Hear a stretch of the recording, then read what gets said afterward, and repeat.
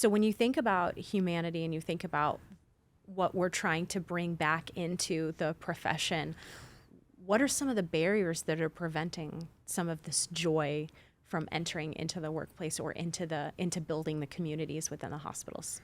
So, one thing that comes to mind that I love doing is succession planning and equipping leaders with something new every single day to help them be there for their staff. Awesome.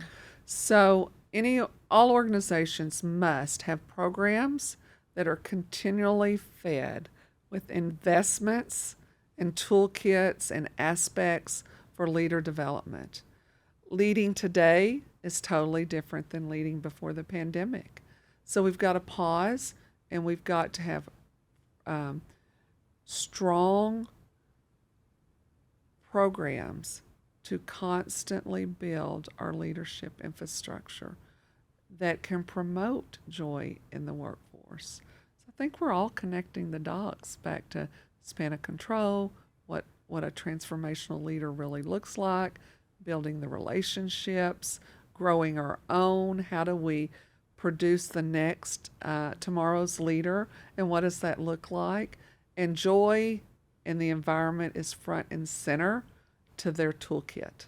Absolutely. Humans crave that progress. And we do too. Yeah. Like everybody needs to see that I'm progressing or I have opportunity. And when we think about that word development, formally, we used to think about it as a ladder. And now it's very much a lattice. Oh, you better believe it. And so now, like when I'm talking to clients about their talent planning or succession planning, it's a lot about, well, how do we help create new opportunities for them? Like, what if there's a rotational program, right, where they can go try out different opportunities? Because if you think about some of the skills of the future, prompt engineering and everything with AI and Chat GPT, which is a really fun tool to go play around with until you start asking about medicines. I read a story the other day that said, don't ask about medicines. And then I tried it and I was like, man, that could be kind of dangerous. But we have there's going to be a ton of new skills of the future, and we have to really make sure that our development plans, our succession planning is built around that. So I'm glad you guys are doing that. You advocate for compassionate connections among healthcare staff. Can you tell us what you mean, and how has this improved workplace culture and patient care outcomes? Compassionate connection is being present, developing that relationship for someone I'm caring for at this moment. It not only fills my cup up as a clinician, it keeps my joy brewing, and I have to have the time and the process built that I can connect, or I will burn out and I will burn to a crisp.